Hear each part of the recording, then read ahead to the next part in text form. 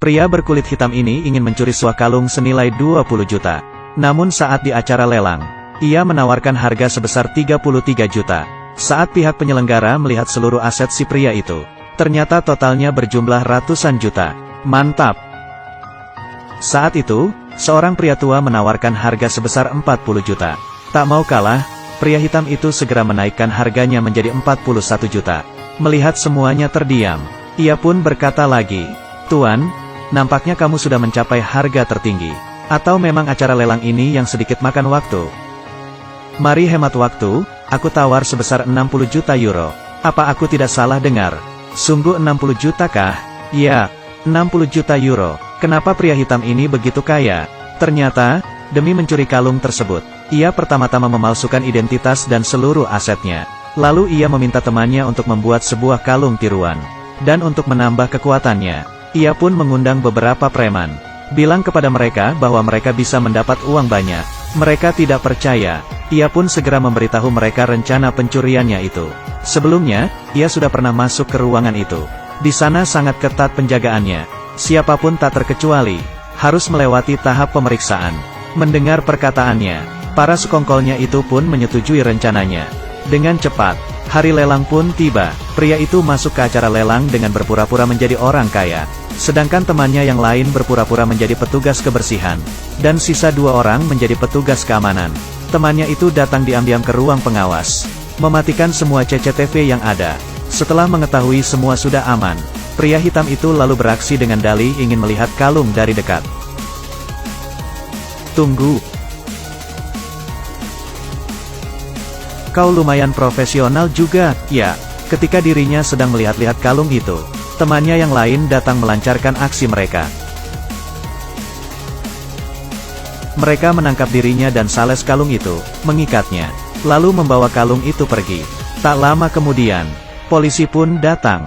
Mereka membebaskan si pria hitam, saat dirinya baru akan beranjak. Jangan bergerak. Kau ingin cek pakaianku?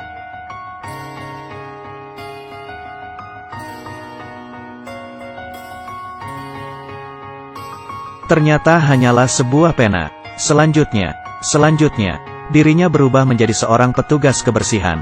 Ia pun mengambil kalung itu dari dalam tempat sampah. Ternyata saat ia sedang bertarung dengan temannya yang lain, ia mengambil kalung itu, membuang kalung yang asli ke dalam tempat sampah, dan melempar kalung yang palsu keluar. Ternyata, dirinya begitu menginginkan kalung ini, karena ia ingin menyelidiki kasus kematian ayahnya yang sebenarnya. Saat dirinya masih kecil, ayahnya pernah dipenjara karena kalung itu, dan ayahnya pun bunuh diri. Dan satu-satunya clue tentang kematian ayahnya ada di tangan sahabatnya saat dipenjara. Sebut saja si Kuat. Dan rencana selanjutnya adalah menyelinap masuk ke penjara, dan meluruskan semua kebenaran. Meski dirinya tidak bersalah, ia tetap harus pergi ke penjara, demi mengungkap kebenaran akan kematian ayahnya itu. Dengan dalih ingin mengunjungi kerabatnya, ia pun berhasil masuk ke penjara. Ia bertemu dengan pria hitam lainnya. Namun pria itu berkata tidak mengenali dirinya. Ia pun memberitahu pria itu, bahwa ia bersedia menggantikan posisinya di penjara. Tentu saja pria itu tidak percaya. Belum lagi banyak petugas patroli yang berkeliling di luar. Ia pun melihat jam lalu berkata, petugas patroli baru saja ganti giliran. Pria itu pun segera memperlihatkan tangannya yang diborgol. Bagaimana ini? Ia pun memegang borgol itu. Dan sekejap borgol itu berpindah ke tangannya. Ia memberitahu pria itu, jika kau berkhianat, kau akan habis. Aku bisa membantumu keluar, dan bisa memenjarakanmu kembali. Ia pun berhasil mendekam di penjara. Semua ia lakukan untuk bertemu dengan teman ayahnya, si Kuat. Setelah bertanya-tanya, ia mendapati bahwa si Kuat berada di ruang penjara nomor 241. Ia pun diantar oleh petugas pergi ke ruang 241. Si Kuat ternyata sedang tidak ada di tempat. Teman satu ruangannya berkata bahwa si Kuat tengah berada di klinik. Agar bisa pergi ke klinik, ia pun dengan sengaja cari ribut dengan 2 orang penjual narkoba. Nampaknya ia tidak ingin hidup. Setelah diobati, malamnya, ia pun berhasil bertemu dengan teman ayahnya. Si Kuat pun memberinya sebuah buku. Ia pun menelusuri buku itu dengan teliti. Dan akhirnya menemukan clue yang ditinggalkan oleh ayahnya. Ternyata sebelum ajal menjemput, sang ayah menandai clue di buku itu dengan minuman soda. Ia pun segera menyambungkan semua clue tersebut. Aku difitnah bersalah. Ini adalah jebakan. Saat itu juga, petugas datang membawakannya makanan. Petugas itu dikirim oleh kedua pengedar narkoba tadi. Beberapa hari pun berlalu. Ia sadar dirinya tidak bisa terus-terusan mendekam di penjara. Keesokannya, ia pergi menemui si Kuat. Berkata bahwa, ia ingin kabur. Lalu pergi balas dendam atas kematian ayahnya.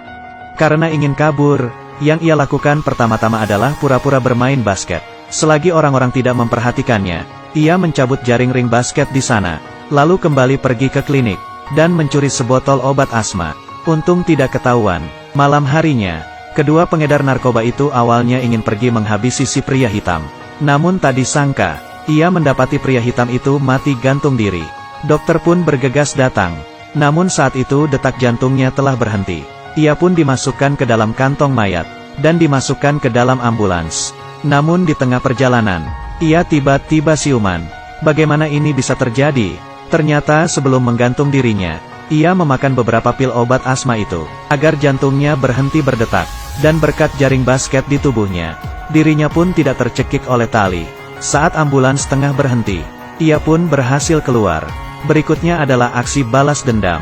Ternyata ayahnya dulu adalah supir dari seorang konglomerat.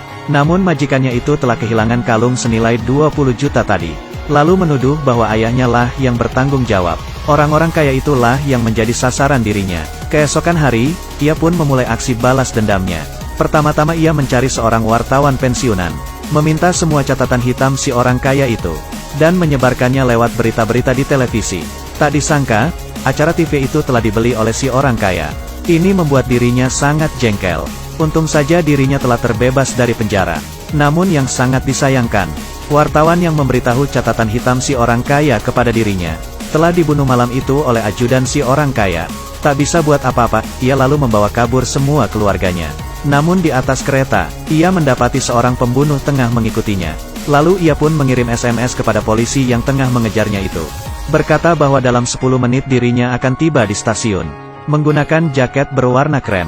Kemudian, kereta pun tiba di stasiun. Ia berjalan di depan si pembunuh, dan polisi pun menangkap si pembunuh yang menggunakan jaket berwarna krem. Dirinya juga sempat mencuri beberapa berlian dari kantong si pembunuh. Ia pun berhasil mengalihkan tuduhan kepada pembunuh keparat itu.